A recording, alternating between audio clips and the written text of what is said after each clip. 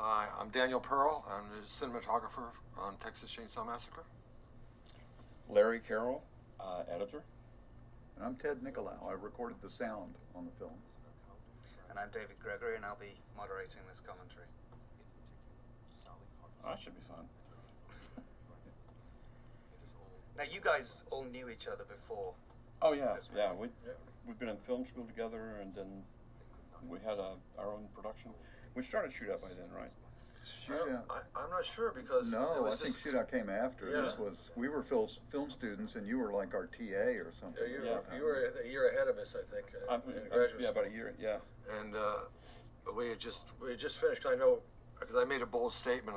And when we graduated, I was 23 at the time. I said, guys, I will shoot a feature film by the time I'm 35. And then 3 weeks later, the film rang. So I know that it was. We had just finished. Ted and I just finished getting our master's degrees 3 weeks earlier, before I was called. And we were just film students, and suddenly I got the job as a sound recordist because the guy that they really wanted, Courtney Gooden, who was my mentor in sound, was busy shooting another film in San Antonio.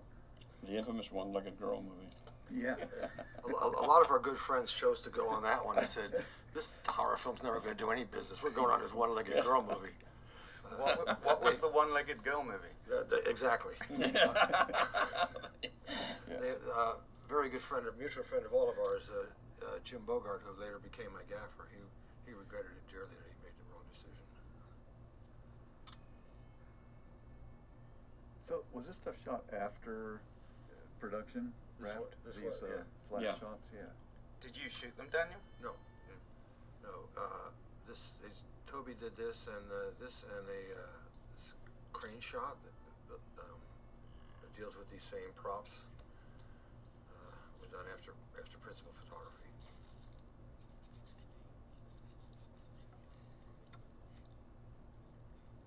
So what had your production company done prior to this? We didn't form until afterwards. Oh, well, actually, we had done the. We must have. Yeah, because we did the thing for What's It for Bob Woods, the drug bust. Yeah, oh, that was awesome. I remember that. Yeah. And also we must have had it because we also did the don't drink and drive where the ambulance pulled away until down to Martini, and we put it on the air because we used so much blood because we just come from doing this. So yeah, Shootout. Our company was called Shootout, and we basically had some connections with the government, with state governors don't drink and drive, and the Department of Public Safety. So we're making those are the kind of films we were making. We're a bunch of drug bust potheads doing a film with the Department of Public Safety, the Texas Rangers, about how to do a drug bust. In my old department, I have to add. Yeah, not Larry. Not Larry, okay? He wasn't a pothead. No, I was not. Let's just set that straight. I don't remember. We had to trust somebody who could find the frames in our day. And how did this project come to you? To me, Toby called me up. I was mind blown. I mean, Toby called me up and said, Daniel, man, I'm making this little film, and I'd like you to shoot it for me. And I said, really? Because he goes, I reckon you're the best cameraman in Texas, and I want a Texan to shoot this film. I tried to play it cool. I said, well, send me the script. I'll read the script. And I was completely electrified. I was mind blown by it. And to be honest with you, I was surprised that they wanted me to shoot it. I didn't actually think that I would unless it got started right away. What had he seen of yours that made him do that? I guess he's seen a couple of commercials. I mean, we didn't really know each other. I think he saw the drug bust. Maybe We did a film for. Yeah, we did. It's a opening sequence of it's basically how to conduct a drug bust. But we shot the POV of busting a house and rushing all the way back to the bathroom. Does that film still exist? Probably in the Department of Public Safety I archives. don't know. It was amazing. They took us back to the evidence room and showed us they were proud to show us all the pipes and stuff they had confiscated. Yeah. That's right. I remember going in there. So you saw something in the script that you thought was was special. The script was very powerful. I mean, when I read the script, saying the hair stand up on the back of your neck, it was right there. It's a very, very strong script.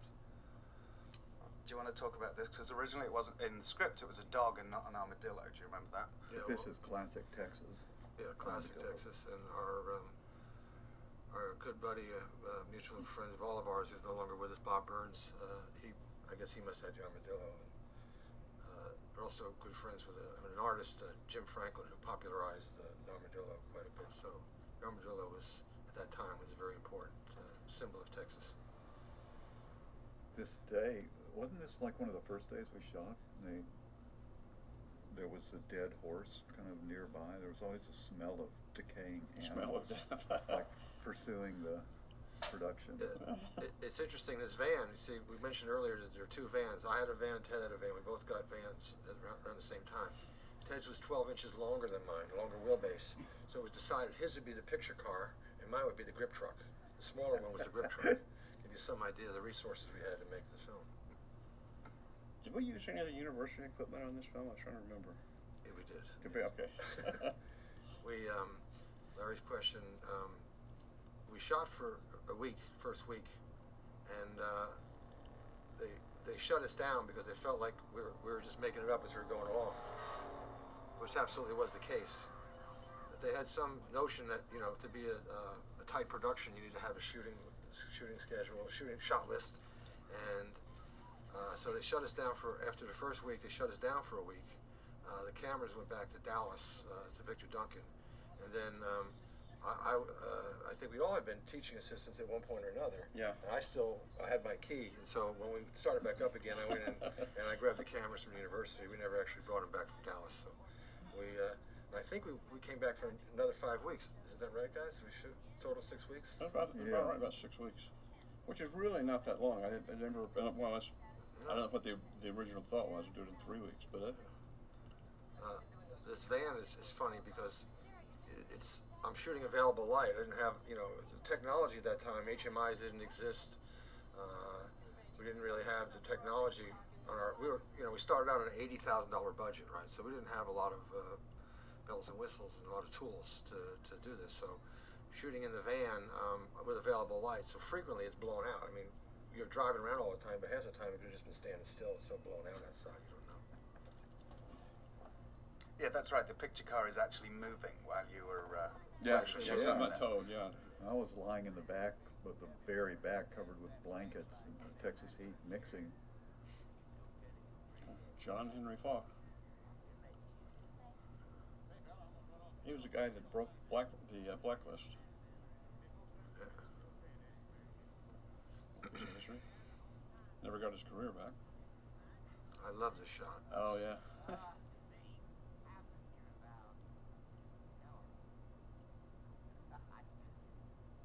So who was it that shut you down? That had the power to shut you down? Producers and our executive producer and I guess probably Ron Bozeman he was basically the head of production. Because really, we'd spend the first part of every day just figuring out what to shoot by later in the day.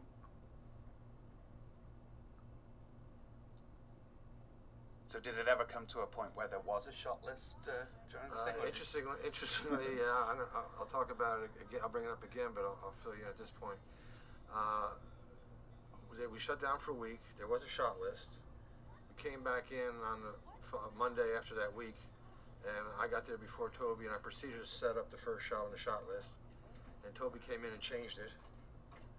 And then we went through the day, basically not shooting a shot list. Second day, same thing happened. By the end of that day, they realized what we were doing. By the third day, they told us we had to shoot the shot list. But when we get to that day, I'll pick up the story again. It's kind of interesting. Toby said, you know, when I said, you know, I said, oh man, I didn't tell you, Daniel, we're not doing that. I just made that to make him happy. We're not really.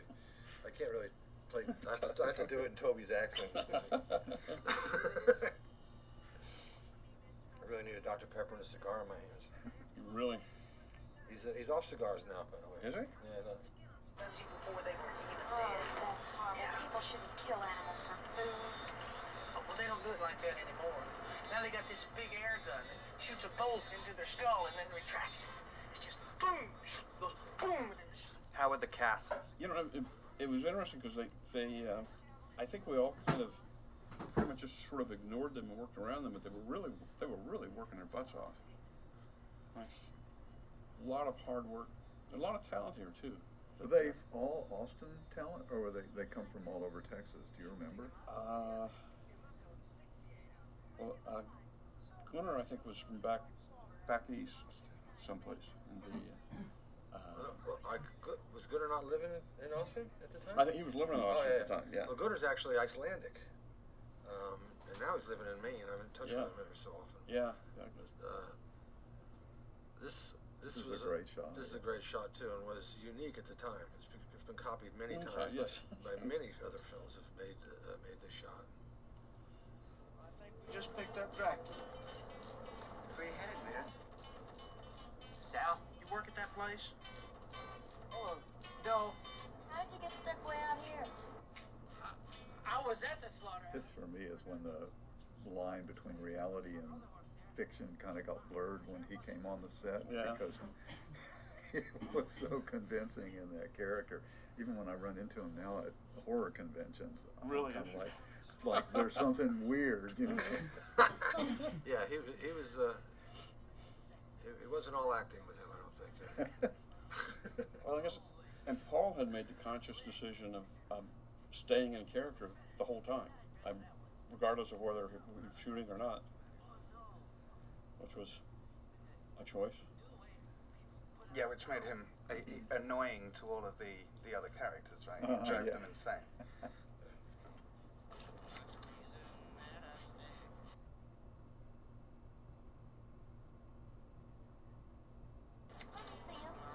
They don't send the hedge away.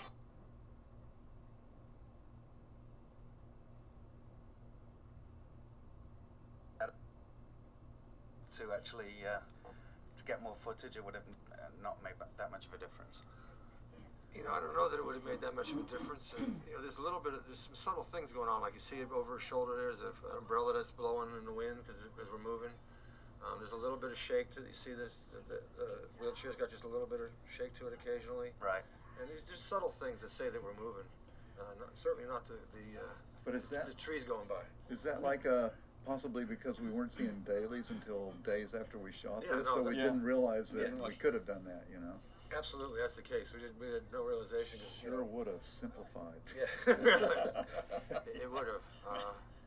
But it certainly would have simplified, especially Ted's job. As a sound recorder. It's all the same to me. I mean, it's fine. But for him, it's greatly complicated a task.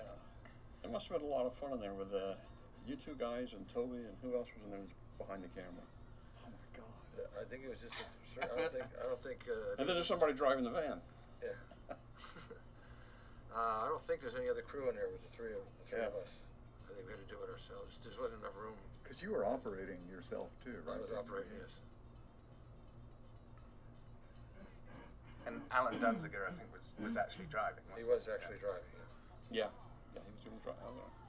Yeah, I mean, today we might do something like this with big lights rigged out in front and tow them because they can't see because the lights are in their eyes, etc.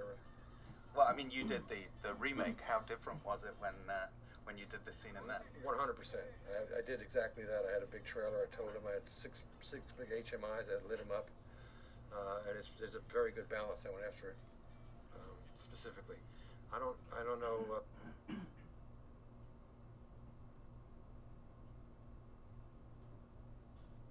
Talk a lot about the remake during this. I don't think. Okay. I could go on for for a long time. It's interesting with this film. I think the way that we had to shoot it, and the shooting on 16 millimeter, which will have the resolution of 35, but it gives us sort of a nightmarish quality. The images, and it just, of course, it was a nightmare to be there shooting it, but it was a.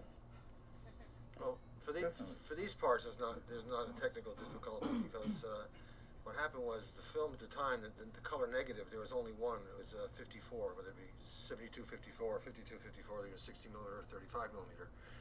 But it was declared too grainy to make a blow up to 35 millimeter for release prints.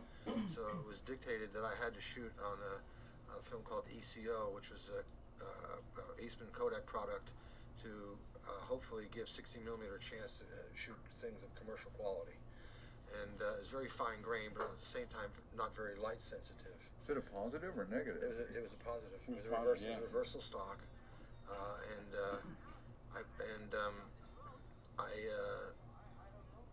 it is ASA 25, which compared to what we shoot today, for minimal exposure, it requires 16 times as much light as we need today for minimal exposure.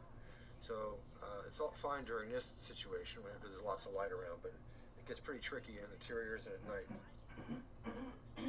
Right, which is the majority of the film. Yes. So Larry, in the cutting room, was there like a gigantic amount of footage here? Many takes? Oh yeah, You guys sorted through them? there were tons and tons of takes. I think we printed everything. I don't recall that we did. We printed everything. There was just no way to do it. So we had to sort through everything. And it took a long while just to get the sequence figured out. Fortunately, your most excellent notes were the. There was no good script notes, or they got lost or something. If there were script notes, they were no good. But you had like great notes on the sound reports. On the sound reports. Unfortunately, you also had a lot of comments. Smart alecky student filmmaker comments. It got me in big trouble with Toby. Yeah, Toby was very unhappy when he discovered it. I kept them hidden from him as long as I Damn could. it, Larry, thanks a lot, man. I think we might all be in trouble with Toby again after this. Oh, so you had critical notices on your notes? Yeah, because he would do things that I wasn't thinking he should do, and so I just kind of put my protests down in and so it was, it was really immature and stupid. Yeah, but the information was there. What we needed for script notes was also there. So, okay. So it's half and half, immature and smart. Yep. Larry, do you remember how many takes we used to do normally? We weren't like one to move on, were we? But we also weren't 8 or 9. Seems like it was 3 to 5 or something. It depended on the scene, right. but it was about 3 to 5. Like this stuff was all shot pretty tightly. Some of the stuff when we got in the house was. That's my van. He's kicking. God. We took the back seat out of the van and left it on the side of the road while we shot this, and neglected to pick it up on the way home. Never saw the back seat again. Oh, no. What became of the van? The van I drove out to LA when I moved to LA in '77, like Beverly Hillbillies, full of all my stuff. And I kept it for a while and then tried to sell it. And it's the Texas Chainsaw Massacre van, and no takers. Nobody would take it. And if I just kept it until today, I'd be rich. Yeah, it's along those lines. I eventually got my career going, and I bought a Claire NPR, which is the same camera we used to shoot this. And every time somebody sells that, they sell it as it's the Texas Chainsaw Massacre camera. But and then people would contact me, hey, I just bought your camera, you shot Texas Chainsaw Massacre. They said, well, it was my camera, but it's not the one I shot. Oh, you should just change that and let them believe it. Really? You think? Okay, Ted. Next call, I'll refer them to you. Really, it's called myth making. Tell them it's haunted or something. That's it. Well, but it's on the record that we took the cameras out of the University of Texas. Yeah, that's Darn right. it. Yeah. And that you stole it and sold the University of Texas. Yeah, that would not be good. That would not be good. All is forgiven by now, I'm sure.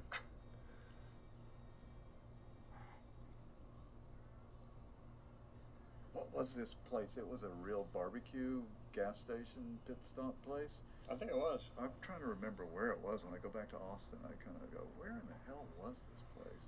I don't think any of these locations still exist for Oh, it does. It's still there. Yeah? Yeah. Oh, it is? Yeah.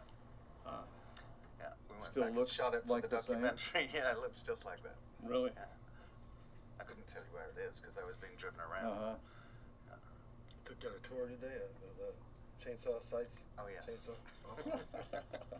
The house, we understand, got moved and became a steakhouse in Kingsland, Texas. Does it still exist? Yes, it does. It's for sale at the moment. Really? Is it in Kingsland or is it down? No, it's in Kingsland. It got moved to Kingsland and then became a restaurant. Yeah. I never went there. Did they talk it up as Chainsaw House, or did they keep it quiet? They certainly didn't when I was there, but that was 14 years ago now. Wasn't it originally a restaurant in the same location where we shot? It started out as a restaurant there. I don't know. I thought it moved. So. I thought it got moved. I think it, yeah, it got moved. I know, yeah, it got moved a couple of times, I think. Jim Cito, brilliant man. Yeah.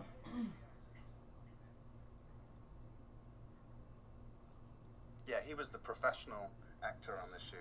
He really was. Yeah, grand old man of Texas theater. Yeah. And he was also one of those people that was like just really solid and quiet, professional, and got it done. I think, as best as he could, set a good example for the rest of us. Yeah, so he didn't mind that he was working with, as he put it in my documentary, a bunch of kids.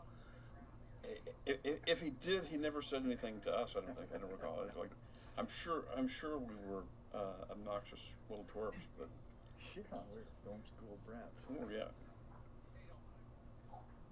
And Toby was sort of, did he go to film school, or was he like self-made Austin legend filmmaker? I'm trying to remember if Toby had gone and I know he didn't graduate, but he had a production. He was with that production company that I can't remember. Yeah, Pickle.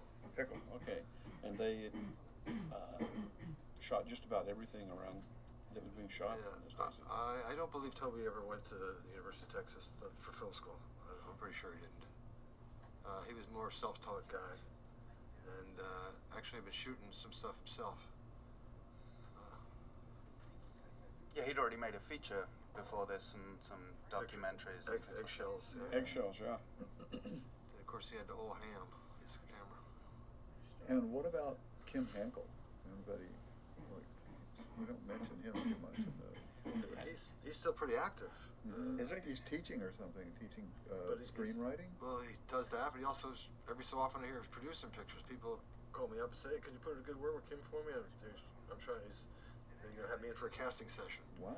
But he's still producing and writing and possibly even directing, I'm not sure. Yeah, he was Oh, that's good. Toby's partner at the time, yeah. How was the relationship between the two of them on the set? Well, it was good. They were close, yeah. They were close. They would go consult with each other for hours Yeah. before we'd start shooting, just to kind of set up the day's work. Yeah, they were very close.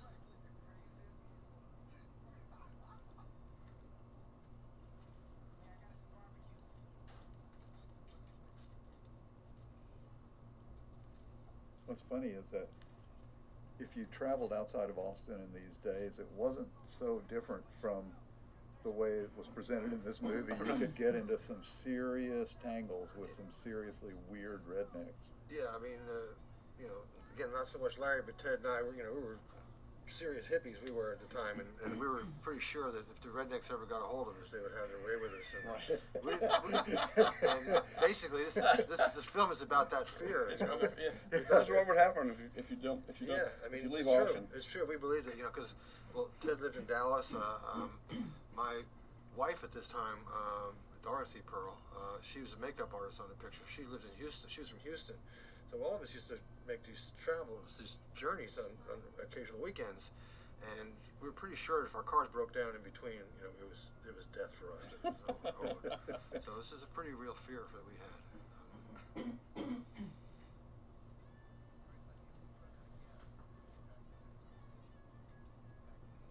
I'm happy to say I don't think one line was ADR'd in this movie. There was no dialogue replacement. It was all location sound. I think you're right. That's very good, man. Pretty amazing. Especially driving around in a noisy car. No kidding, man. I forgot how many scenes we had to shoot in this van.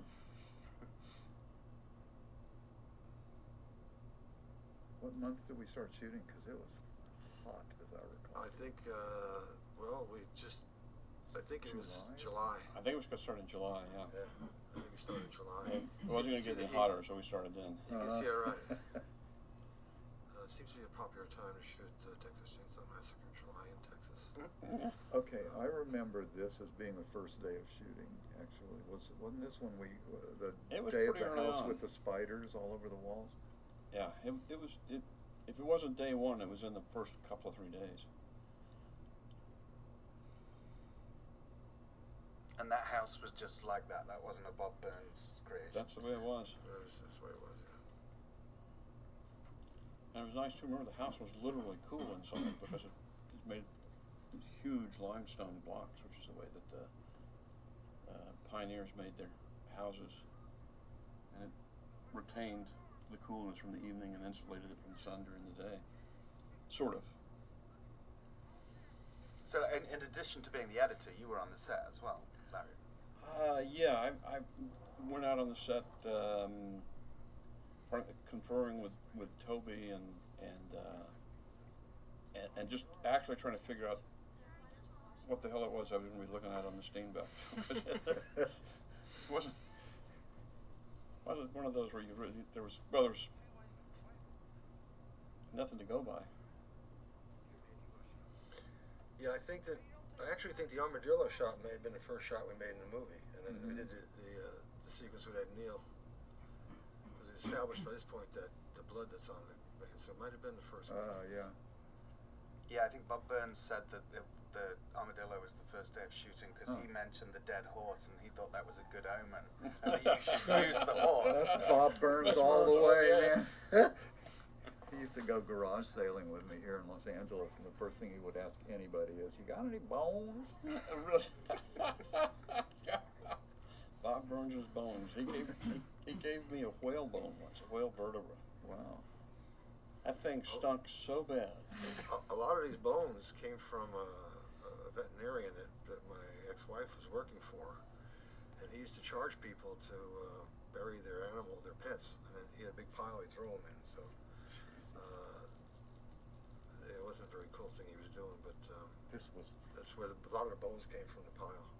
This was real too. You walk into that house and there were these legions of daddy long legs. Daddy long legs, yeah. Daddy long legs, they were there. That was totally something we found. It was not in the script, and no idea. And I'd never seen anything like it before or since. Thank God.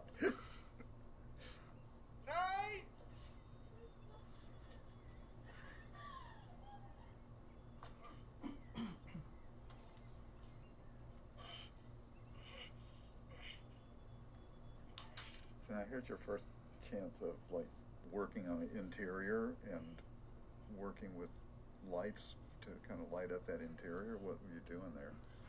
All I had was, I had open-faced, known as blondes, 2,000 watt open-face lights with either dichroic filters or full CTB, which neither one are very perfect correction for daylight, but both take quite a bit of light away.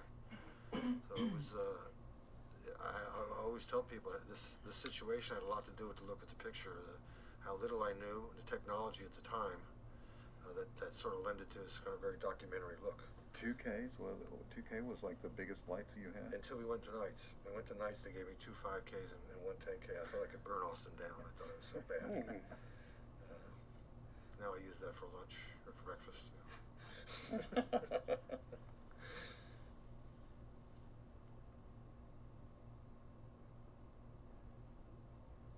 So while we were shooting, Larry, you were kind of in the cutting room by yourself. How did that Pretty evolve much just when Toby came? Syncing things up and then running them for Toby. But after the first few days, I mean, the production was so hectic, and Toby really did not have the energy or the time to come to the cutting room. I think we only showed dailies once. We showed this day, and I think it's the only time that we screened dailies. Wow. Yeah, it's funny. Somebody asked me recently about dailies. I had no recollection of a daily situation. Yeah. But you did see the footage while you were making the movie. I don't even remember that. I don't remember think ever so. going to dailies. No. Yeah, I think we had that one day. We had everybody came over from this first day, and we looked at it on the Steenbeck, and then that was it. I probably screened scenes and stuff after that for Toby, but not that much really until we got finished. So it wasn't for budgetary reasons that the footage wasn't getting processed. It was just that there was no time to. There was no time. I reckon we were just beat. We were working. It was hot, and we were working long days to get the work done, and we just didn't have any energy left. It's actually now there almost are no dailies again. But even when back in going back 15, 20 years ago, when there were dailies, there always was a thing, do I need rest or do I, you got to see the dailies, of course, but really could use rest. So you hope it's as easy a situation as possible. But for us, we were out in Round Rock. We would have to reassemble in Austin to do dailies. It would just take too much time. Yeah, there weren't any screening rooms we'd use. We had to use the editing rooms. We look at something. So. And I don't recollect at all. You had a Steenbeck. Where'd that one come from? Did you rent that? I think that's the one that we bought for Shootout. Oh, that's right. I forgot we had one. That's Yeah. right. Oh yeah, we had one. Yeah, so these are the days when you had to be kind of have faith in your cinematographer way more than these days. Yeah. There was no video tap at this point, so only me, being the one looking through the camera, was the only person who knew exactly what we were shooting. I think it was a great situation because the director always stood right next to the camera. Now it's gotten to the point where the director's off in another world, and sometimes you can't, as a cinematographer, you can't even communicate with the director. Right. I don't even know why. It's half the time they set it up with the director's got his back, the monitor's got his back to the set. He's enshrined in these blacks, and I liked it a lot better when the director was right there at your elbow. You could talk to him. You could, you could vibe with each other, and you get a feeling for what's going on. Now you're isolated, just like it's almost like you're out in space. He's Houston, and you're in a capsule. Franklin never was little.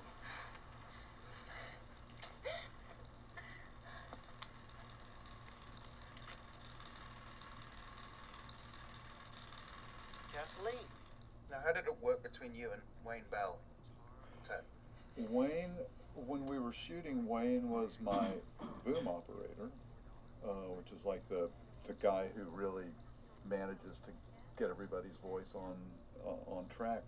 And then as we wound down and started recording some sound effects, he and I would just kind of get together and crash watermelons and do all kinds of stuff like that. So you were involved in all the weird sound making that happened afterwards. Not with all of the atmospheric sound effects that he did, but for some of the like head crunching kind of stuff, we kind of did some things on set when there was some downtime. I think Wayne was like a good friend of Toby's, wasn't he? They were like kind of they were buds. mentor, Yeah.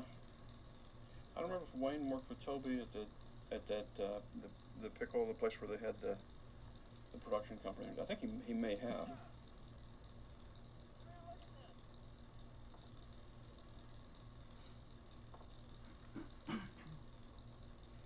Was Wayne in the van as well, or was the van too tight? No, that van was too tight, Yeah. and we were miking everybody with lavaliers.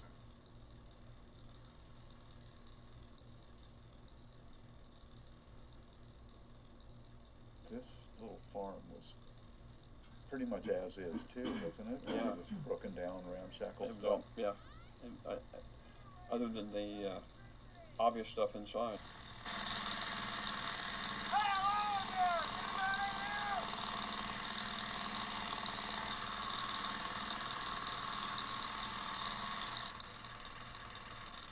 Okay, so here's a dolly shot that when we were in film school, we didn't get to do many dolly shots. I don't remember having a great dolly there, but you were kind of going crazy with the dolly here. We had 60 feet of track, and I use it as often as possible. And I was very happy with what we were able to do there. Had a good dolly grip. He could get me up to full speed in stride or two, and he could stop me in a stride. So I could a lot of it running stuff at night. This when we were shooting this sequence here, all the stuff in front of the house and with the swing. This was the third day back. We're on the shot list. They realized that we're not following the shot list of 2 days before. When we finished shooting this sequence, I had an idea for a shot which comes up in a few minutes, and Toby thought it was a brilliant idea, and we were going to set up to make the shot. And production said, "What are you guys doing?" And Toby said, "Well, Daniel's had this great idea for a shot," and they said, no, it's not on the shot list. The 2 days you didn't follow the shot list. We're going to make you follow it. And Toby, God bless him, for this. He said, you know what? He goes, I'm the director. Daniel's a cinematographer. You actually can't stop us. You may fire us, but we're making this shot, and I'll show you as it comes up here. But it's if you were to Google today the best dolly shots of all times. It still comes up as one of the greatest dolly shots of all times. Most pertinent. They've been written up in. I can't even believe the paragraph. The other people that are in the paragraphs that's mentioned. That's crazy. Murnau, Hitchcock, Godard.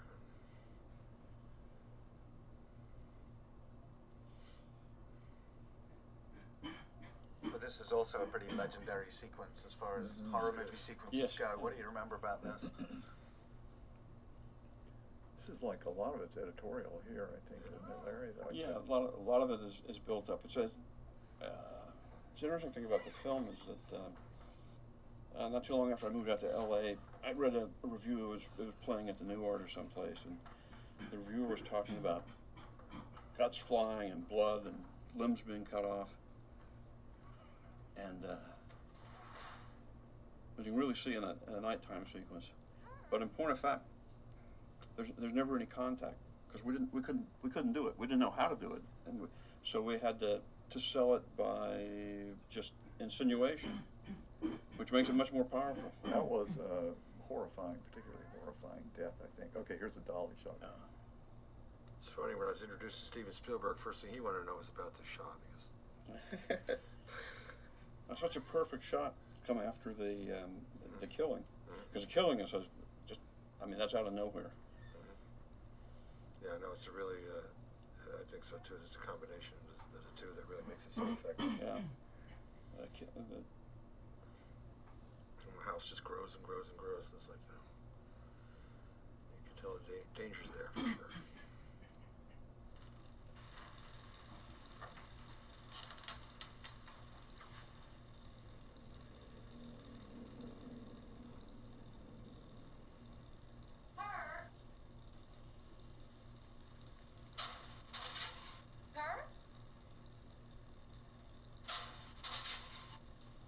What was this house like before Bob Burns did his thing?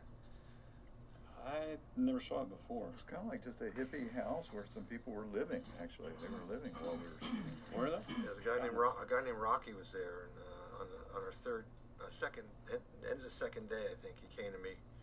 He goes, "So you guys are out here tomorrow, yeah?" I go, "What?" I go, "What?" And he goes, "They told me I'm going to be here 3 days." I said, "I think they meant 3 weeks." He goes, "Oh, geez, I guess I better tell you. I got 2 acres of marijuana growing out back in the." It's amazing you never see it on camera. You were very good. But we didn't mess with it. I mean, not while we were working.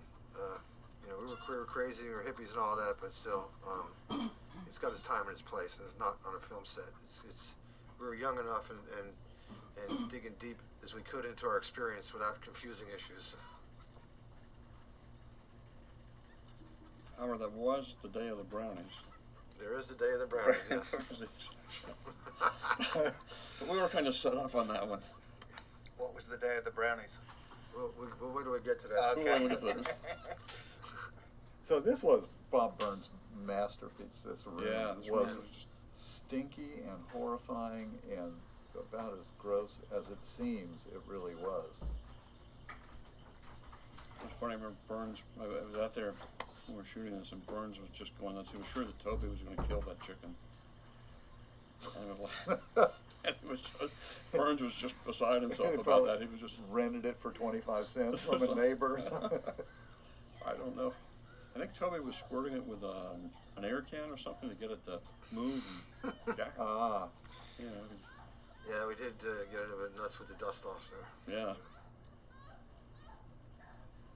Now Bob built all of this furniture at his shop, right? So how did he all this stuff? How did he get it all to set if you had so little resource as far as transportation? He probably had a truck of some sort. He must have got a truck because I think he was driving that old Nash Rambler back then. Yeah, gasoline was 25 cents a gallon at this time. Yeah. Another problem. This is the day with your daughter, right? Yeah, my wife was catering the film, and my daughter was kind of the requisite Austin hippie baby coming around the set, and so horrifying. And she would always come find me on the set when they'd come with lunch, and she ran in on this scene just as Leatherface was starting up the chainsaw, and it freaked her completely out. She went running off the set. I had to go after her, and people were saying, "Look, it's just Leatherface. It's just a mask." I remember this because I could actually hear her screaming. And over this. Yeah, over this. She screamed so loudly. I think I was shooting this wider shot at the time that it happened. Yeah, we were doing the full shot. Yeah, this one. Yeah, this shot Yeah. here with the zoom in. And Karina came around the corner and saw this going on. It's like one of the most. Oh, go ahead. I mean, for me, it was also like, oh my God, this is, it was scaring the shit out of me. Yeah. Because you see, like Larry said, people talk about this film about how bloody it is and how much gore there is, but there's not. It's suggested, Toby and I, we spoke a lot about. First of all, we couldn't show it. It's not like today. Now you're only limited by your imagination and your budget. You can CG anything. You can make anything happen if you want to. But for us, we couldn't do that. But we also had a strong belief that what we didn't show was scarier than what we showed. That each person would fill in the blanks in their own more horrific way than we could possibly do. Because each one would probably put their own particular fears and make it as horrible as they could in their own mind. So it's really what separates this from a lot of other films is that it's not. Go ahead. Makes it much more visceral when you know that hook is gone on your back, and you're trying to imagine how that must feel, but there's no special effects shot or anything there. It's totally your imagination, and the audience gets into it, and it's really painful. Poor Karina's probably ruined her life. She wrote an article about it for Texas Monthly. I think she got it. She survived. How old was she when this was She was made? 2. Oh, she was 2, and she still remembered it. Oh, yeah. She has like 3 or 4 specific memories of the. She screamed really loudly. I'm telling you. We were all freaked out about it. None of us thought it was cool that this happened to his daughter. We all thought, it was, oh my God. Just hippies doing their Austin thing. I mean, Austin hippiedom was like a unique thing. It was a unique place. Also, you know what? I think the sound effects have a lot to do with that. Leaving it to your imagination, but just the snick of the blade going into her back. You just really hear that little bit. It really sells so much, it. Yeah. This, when I saw this again at the screening at Cannes week before last, the sun flares, sun in and out of the trees, flares. It's quite contemporary. You'd be quite happy to shoot that today, something like that. Yeah. What was the reaction like in Cannes? Oh, they went crazy for it. Toby got like a 5-minute ovation, which well deserved. Really, I was very happy, really happy for him because it was a fantastic moment. It was basically got a better reception than the Pope would have gotten. It was incredible. And, I was really happy about it because you see, I can't speak for these 2 gentlemen, but for myself, I've been told that I was not going to ever get a job in the film business. That if I was passionate about cinema, I'd get a master's degree, which is why I went to graduate school. And if I'd teach, and if I was lucky, I'd get grants and make films on the weekends or in the summers. And the opportunity to shoot this film. I mean, this film was immediately it was a huge big hit. It was a gigantic hit. You turn on television, everybody's talking about it. Sit down in a restaurant, people were talking about it all around you. And basically, it set all of us up, I think, with into careers here in Hollywood. So no matter what, I'll forever indebted to Toby for this opportunity. I told him when he came off at the end of the thing, I told him it was a very interesting moment for us. I gave him a big hug, and I said, it's well deserved. I said, you actually gave me a life. Yeah, it opened a lot of doors for me when I moved out here and was calling around looking for work, editing work, and it was a lot easier to call people in those days. But people always say, well, what have you done? And I would say Texas Chainsaw Massacre, and they'd immediately set up a meeting. Yeah, get in here right away. Get in here right away. Because just to talk about it, nothing else.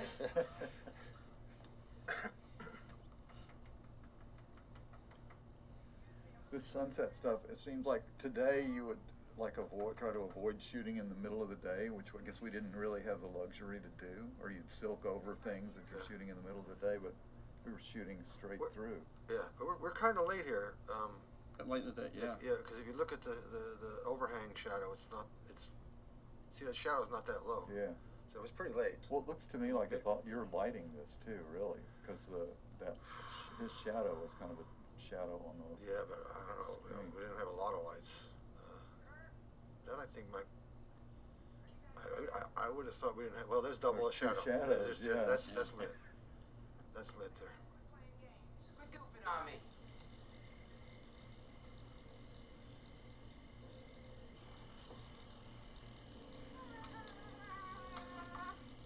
Pam, is that you? Okay, you guys. Come on out. Come on. So even though you were inexperienced, the cast and the crew and everybody was taking it very seriously. Oh yes. Oh yeah. Yeah. Absolutely. This was our first big shot at making a movie, and that's kind of what we set out with our lives to do. Yeah. Yeah, I don't know about you guys. I was pretty sure another one would come along in a few months, be another picture just like it. You know, this is where we're going to roll, but Yeah. didn't happen that way. Yeah.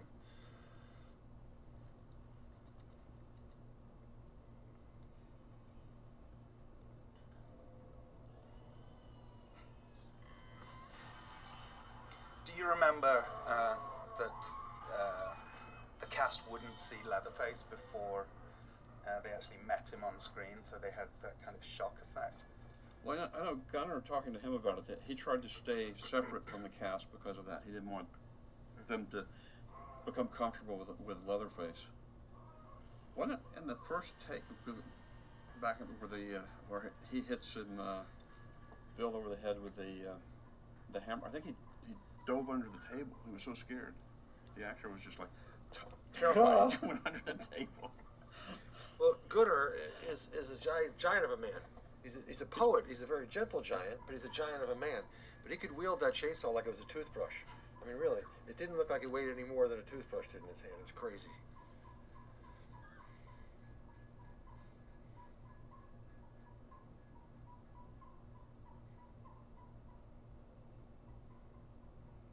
Did Burns come up with that, with the mask, with the Leatherface mask, or?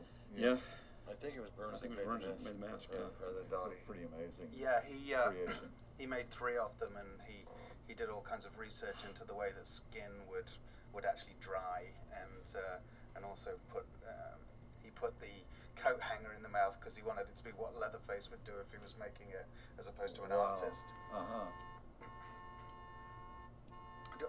Tell me a bit more about Bob Burns as a person. He seemed like quite a unique individual. He was a true eccentric Texas weird guy, and, Yeah. and a really great artist, a graphic artist, and always had a art studio and managed to make a living at it. But then he kind of went off into the horror film world, and it suited him perfectly. You know, did you hang out with him much in Austin? No, I mean he did brilliant work for us on this picture, and went on to work with a lot of rather well-known horror directors afterwards. Probably based on the power of this film, I imagine. Yeah, he was on The Hills Have Eyes, Hills and Have The Eyes. Howling, Right. Reanimator. Yeah. And there's a memorial service for him. I don't know if you were there, Larry. Ted, you were there. Yeah. Yeah. And, I was out of town, I think, when it. Wes Craven came, and Joe Dante. These guys, they came to. He did really well for himself, and because he's a hard worker and did good work. That's really what it takes. But he had a unique vision. I mean, this movie would not be the same movie without if Bob Burns hadn't been working on it. True. Yeah, that's absolutely true. He really got into it. I didn't know Burns, I think, before the film, but quite a bit after that. We worked on a number of projects together. He restored pinball machines. That was like his big passion too. So he had the biggest collection of pinball machines. Larry, didn't you saw a specific pinball machine at his shop when you first met him? Yes. Well, again, it's the Deep Throat pinball machine. I love the Love Place. It's kind of like it's a real double take.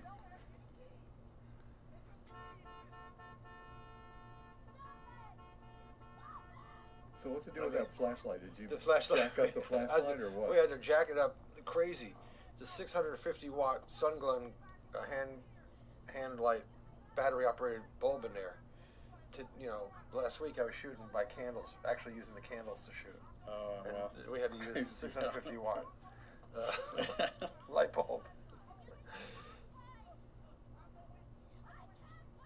It was so hot that you couldn't. It would get so hot you couldn't. You had to be careful how you held it. Because if you held it out near the front, you would just burn your hands.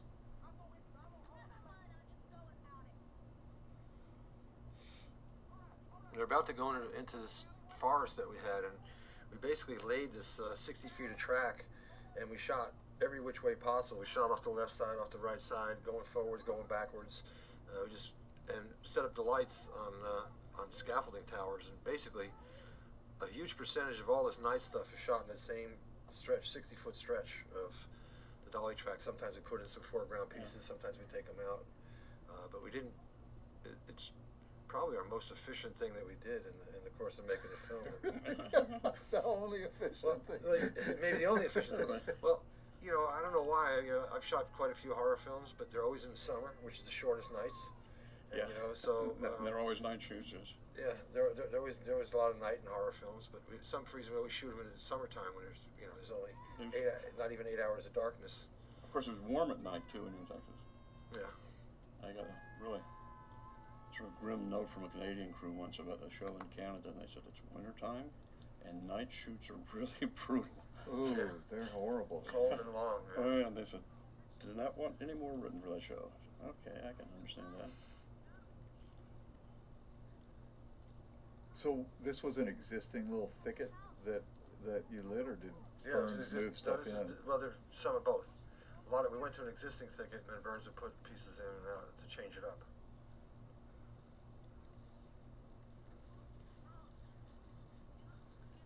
Yeah, because really well done. You never realize that you're shooting the same 60-foot stretch. Yeah. And it's always. Now, did Marilyn Burns? She didn't come from Austin, did she? She came with the production from where? Houston or Dallas? Does anybody remember? I don't know. I think she lives around, or was living around Austin. She was a trooper in this film. Oh my God. Yeah, she worked hard. She worked hard.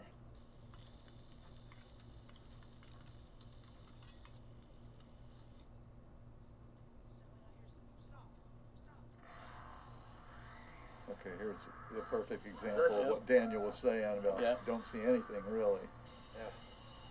Yeah, Toby and Dottie, the makeup artists, are on either side of the camera, spitting blood at, throwing blood at him, and eventually they start spitting it at him. Right? They were like throwing blood, and they both had cups of blood.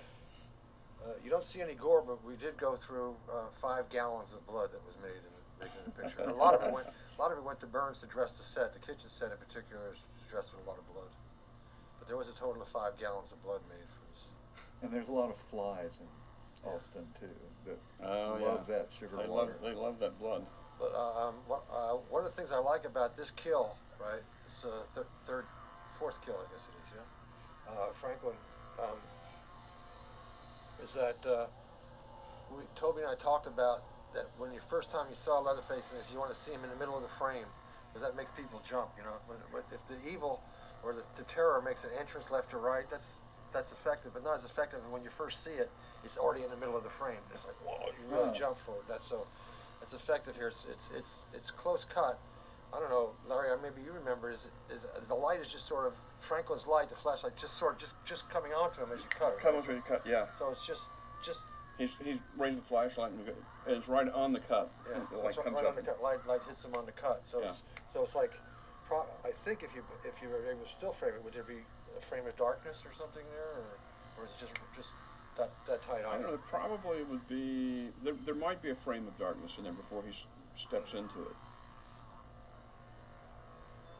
I think that was quite effective. That's one where people sort of jump out of their seats. They don't expect it. It's yeah.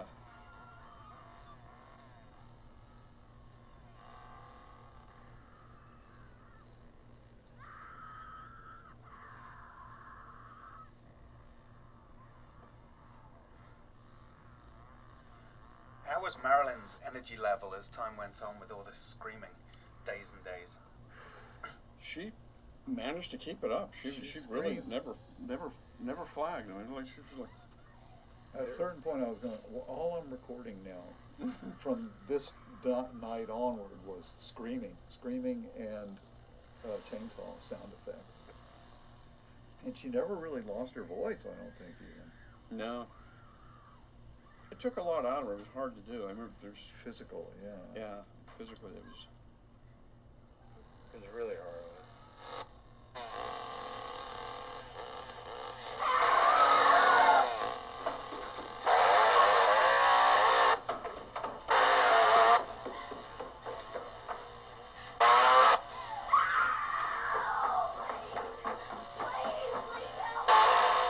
This, you guys correct me if I'm wrong, but I believe this is the night of the brownies, yeah? And, It might be.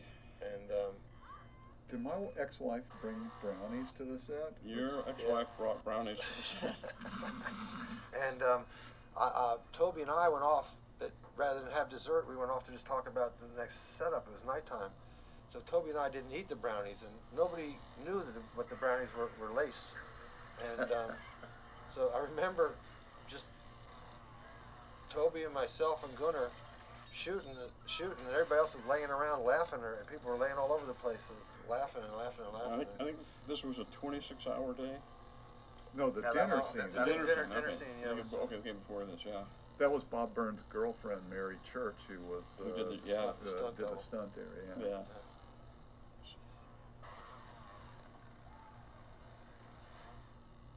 Yeah, she's a real sweetheart. I talk to Mary every once in a while.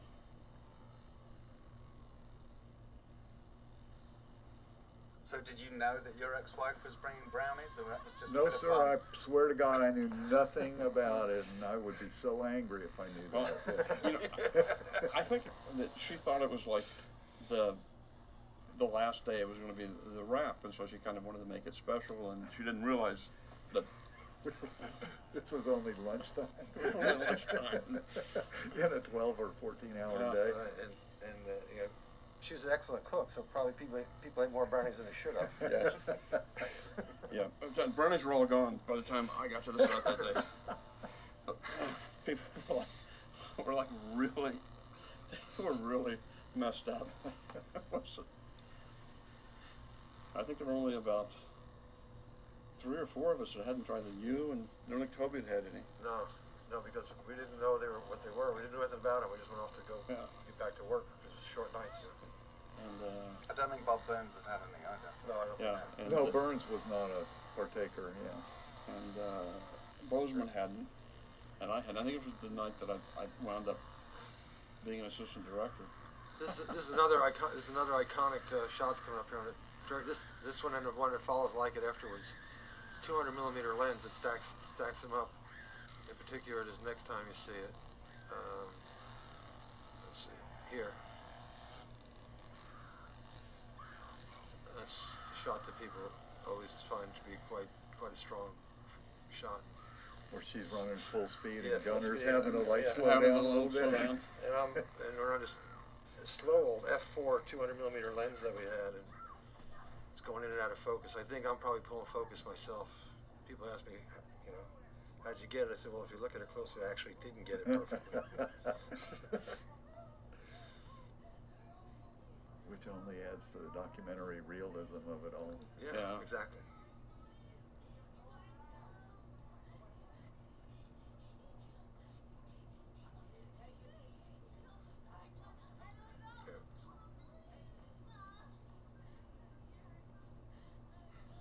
So, in my recollection, the first time Marilyn came running in here, we had a fresh load of film up, and we rolled and rolled and rolled and rolled, and she screamed and screamed and screamed and screamed, and Toby never cut.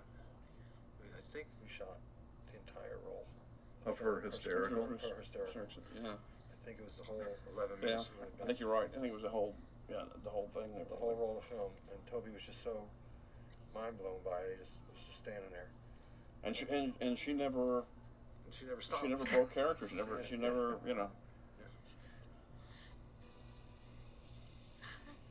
Area weather is expected to continue warm and clear to partly cloudy through tomorrow with no chance of precipitation immediately. High today will be in the upper 90s. Expected low tonight of 81 degrees. Our current temperature is 96 with winds out of the southeast at 3 miles an hour. Humidity 98, barometer 29.9 and rising. Acting on a tip from Clyde Seaward. How are the sentiments towards Toby on the set? because he mentioned in the commentary we did a couple of weeks ago that you know, people were definitely getting angry with him, and he thought that was a good thing for the tension. It may have been more of the. That's funny. So he enjoyed it, huh? Yeah, that's what he said. It was Well, a good thing. by this time, I think we had already burned through the whole budget, and they asked us to come back for another couple of weeks of shooting with, like, for deferred pay, which ended up being a great thing because we ended up getting a little piece of the film, film, which has paid off big time over the years. But yeah, but you know what? We were like snotty film students who just thought everybody else was stupid and we were smart. I don't know, maybe Daniel didn't, but it was the feeling, you know. So when we saw that we were going way over schedule, way over budget, and the plan seemed to be kind of improvisational, yeah, maybe we were a little bit creepy about it, you know. Yeah, for me, you know, I was really up to my eyeballs in it, you know, Just doing it, trying to do it, you know. So I wasn't, you know, I was cool with it all. Whatever was going on was fine. I was just trying to stay alive, get it done. And you know, it's funny because you know, at that time I thought I knew a lot about light, and we did for a couple of weeks bring a lighting technician came in, a gaffer came in to help with it, but he left before we finished. Some stuff that where I started getting, there's actually a scene coming up that was my idea, and that I like a lot. I still to this day think is, you know, some really good work that I did. So talk about it, but yeah, I was just trying to. Well, what I had going for me was a strong sense of composition and a good idea for camera moves. So that I had that going for me. Light, not so much so, but as Ted said, it just only lends to the documentary feeling, which just makes it that much more believable. But I will only one more time mention the remake, but I went totally the other way in the remake just to prove a point. You know, totally get a very stylized look to it. They wanted me to, all said, just go, it'd be gritty and grainy like the original. I said, well, do you want to shoot 16? He said, you're not shooting 16, are you crazy? It's a Michael Bay production. I said, well, then it's not going to be gritty and grainy. It's going to be the MTV version of Texas Chainsaw Massacre.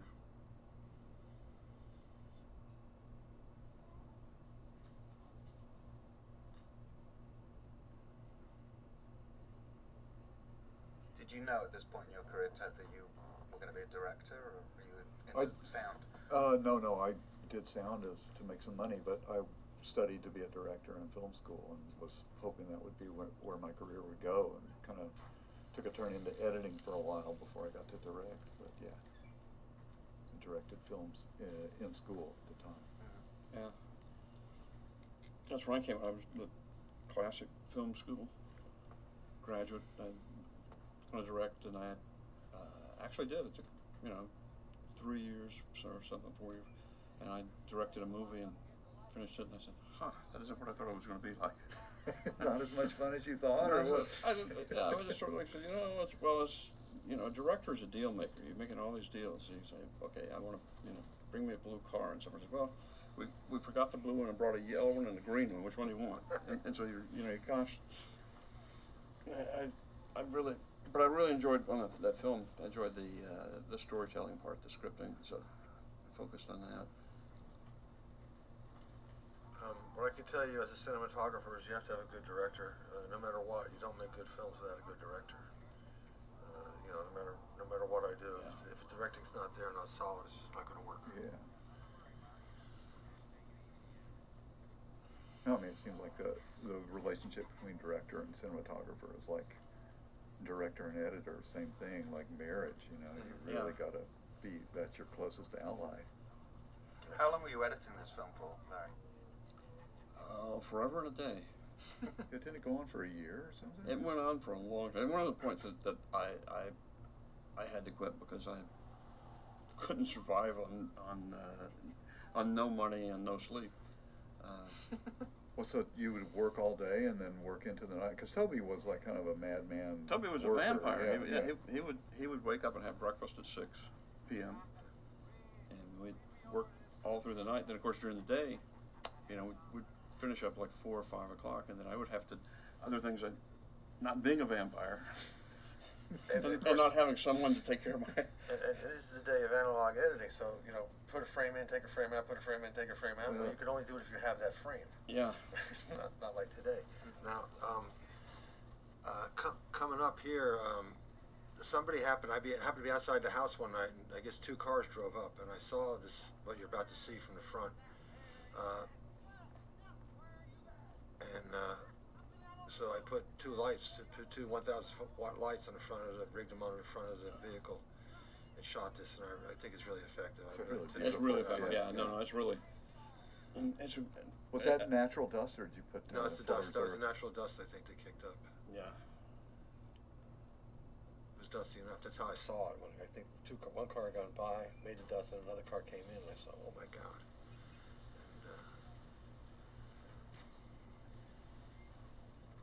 You were driving with those 2Ks. Yeah, you can see the 2Ks bouncing.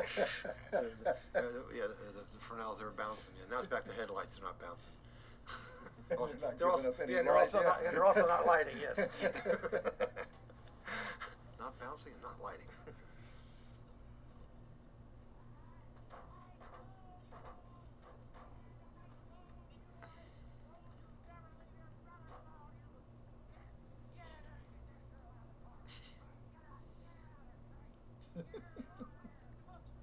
So this humor seems like really particularly Toby-esque kind of humor, like crazy-ass redneck humor or something. I mean, Toby still thinks it's a comedy as far as he's concerned. I remember in the editing room we were laughing all the time. I was like. In Con, on the Ed Neal, not Ed Neal, the first kill, the audience laughed their asses off. When they killed Bill Vale? Bill Vale gets killed, yeah. After, at the end of it, like releasing tension, or like during it, they. No, Jesus. It's a scary thought. It probably wasn't the first screening for anybody. Probably it was. These people are all really serious fans.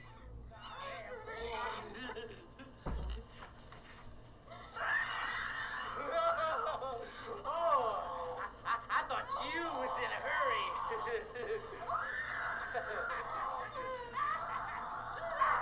Where are the kids? Where are they? Show me.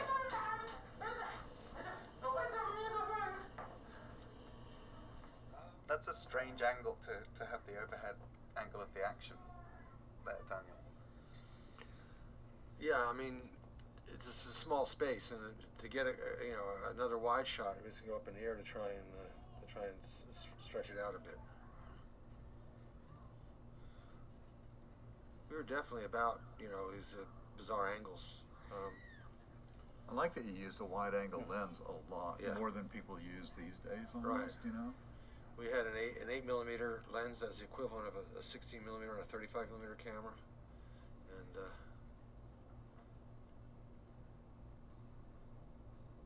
I like the design of this shot too. It's nice. Yeah. It starts here, goes over there, goes to the stairs, and comes back.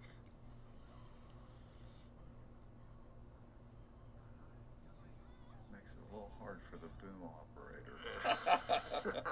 But he did it. It was recording screams anyway, so like. Yeah. I know I could have packed up about a week before we finished shooting and just gone with what I had already recorded. Now this stuff you saw earlier in there, you saw in Ed Neal's the hitchhiker. He's gone upstairs to get bring Grandpa down. Grandpa John Duggan, I think. Mm-hmm. John Duggan, yeah. Dottie did the makeup job on him, and it was her first time to put on these prosthetics. She had cast his face, done a plaster positive of his face. Sent it to Hollywood, had the prosthetic pieces made, but then she was applying them, and it takes some time. But I think was it 7 or 8 or 9? It was somewhere between 7 and 9 hours. I forget what it was. It was a long time. But yeah. he was very unhappy that he was sat there for so long. And we started off in morning. It was daytime. We started shooting, and he refused to go through the makeup a second time. So we had to shoot him out of the film, and that's we did. My recollection, 27-hour day. It was something like 27 hours. It was 27 hours to. In this closed space hot with space. rotting head cheese and chicken heads. And speaking of your veterinarian friend, Oh, yeah. Burns had like commissioned of some dead dogs Right. that he wanted to put in there, but they were too smelly. And so then they dug a pit out behind the barn and tried to burn them. So the whole time we're shooting this, there's also burning dead dog smell. Burning flesh of dead dogs. They're trying to not cook it, but burn it. Just smoking, kind of. Yeah, right. It was terrible. Really added to the ambiance, I think. But literally, this is a super hot day, probably 105, 106, maybe more, and this head cheese on the plates, and And you know, poor Gunner is like stinking up the room Yeah, too, poor you know, Gunner is- sweating like crazy. Yeah, I don't think his wardrobe was ever washed during the. Yeah, Because there you're were right. no, you know. We didn't have a costumer. Or yeah, I was gonna say, do we even have a wardrobe? I don't remember. No. I don't remember. They may still be out there. They were. It always hurts me when it is.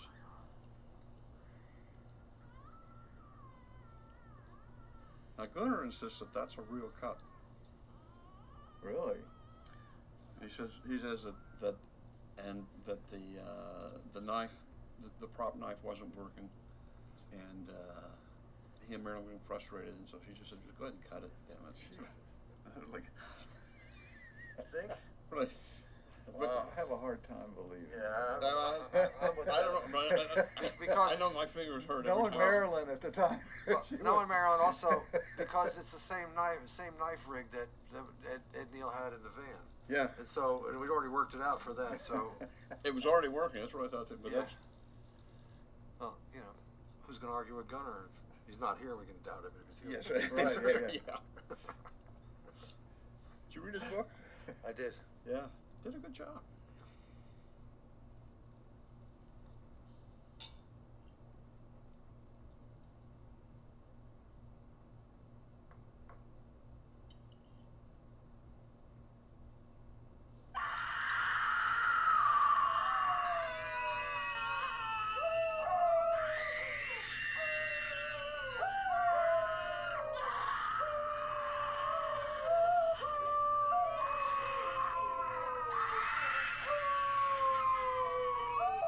I thought armchair singing is. Now this was when we shot a lot of stuff on. As I recall, we shot.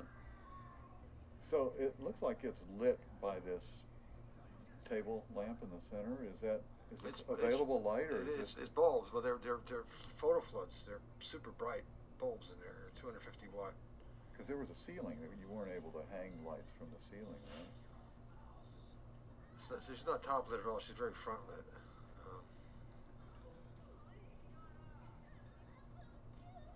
See, not much of a.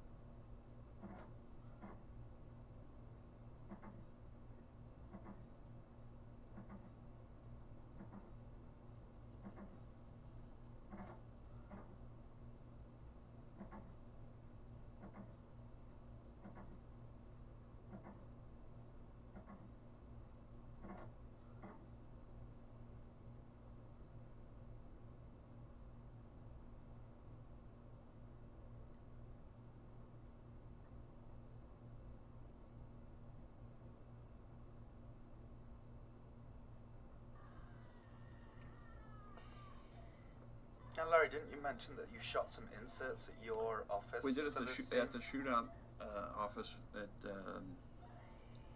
one point, Toby wanted a lot of close-ups on Marilyn freaking out here, and we shot for several hours. You shot that, right? No. No. So some of these close-ups are like recreated backgrounds. Recreated. Yeah, recreated. Yeah, remember we had that big room and shootout that. Yeah. We used that and.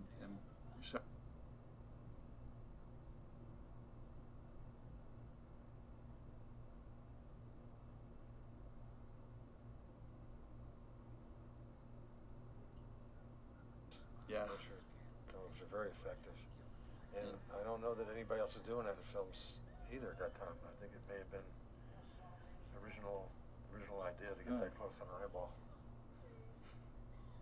Yeah, poor Marilyn. I remember everybody packed up and left. She was still kind of like in freak out mode. What a real trooper.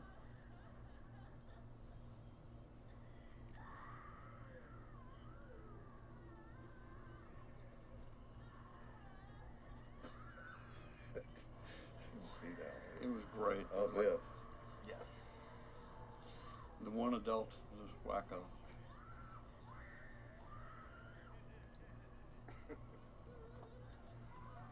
Now, what did you guys think when you first saw the movie? I mean, obviously you'd been seeing it in editing, but when you guys saw it I was projected, amazed. Yeah, It was pretty amazing when it all Really came together. effective, you know, really effective film. What was fun was seeing it with an audience the first time. Yeah, that was great fun. Yeah.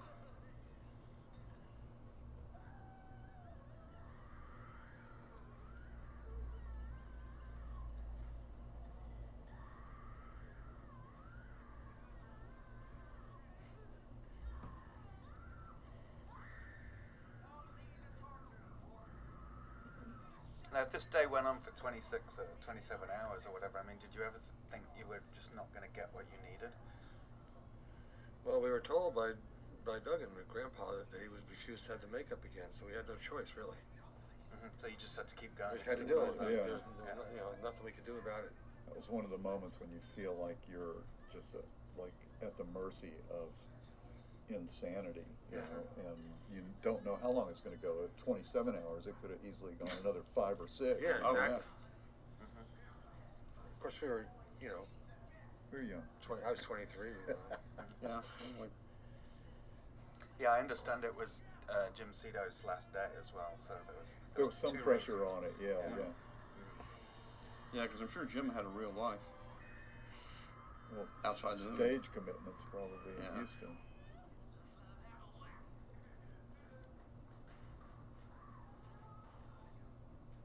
The one thing Jim brought too is he was very professional. He always respected Toby. He never flinched or sneered or made fun and rolled his eyes. He was a good example. Well, the rest of the cast is pretty amazing, really. What, like when you cut a scene, Toby's like, I'm sure very fond of cutting and recutting and finessing and trying something different and all of that. How many times would you cut one sequence? It depended on the scene. Some stuff just went together very quickly, and that was the way to do it. And other scenes, like this one, we had so much footage, and it was it's not like today where you push a button and pull up the other angle.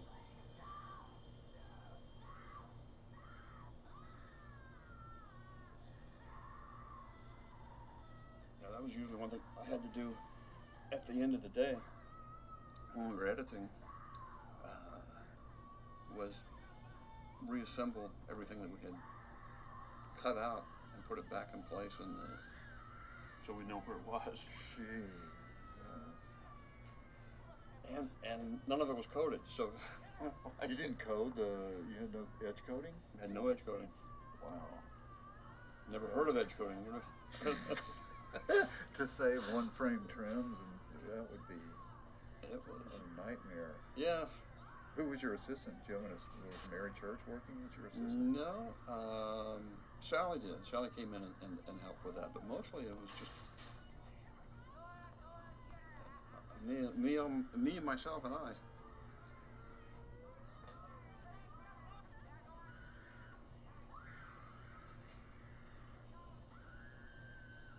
Boy, there's a lot of energy in this scene. What was the guy who was living in the house thinking at this point? I don't remember seeing him too often. No, I think they put him in a hotel once. Once I got the cat out of the bag that we were not leaving tomorrow. And that was Mary again who did that stunt as well, right? Yeah, Mary Church. Yeah.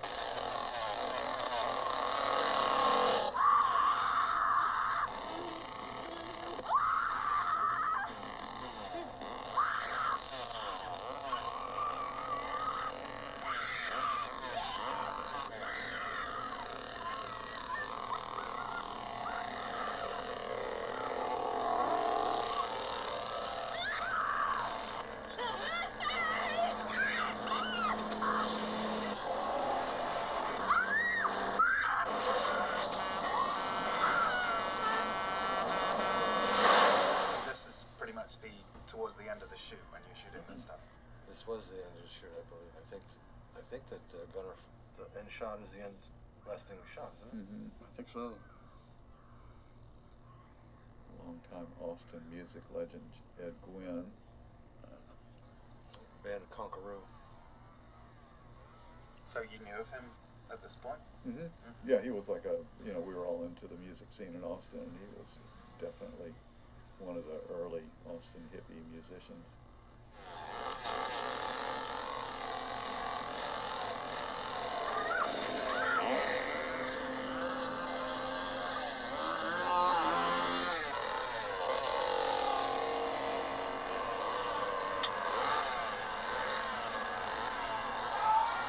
Oh, I remember spending a lot of time on this shot. That's the only graphic moment.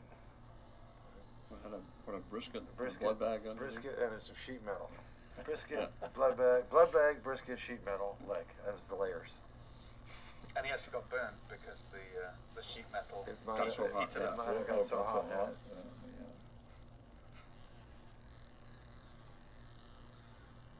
Don't you have a cameo coming up here, Larry? I think so. At the back of my head does anyway. Is that you in the truck?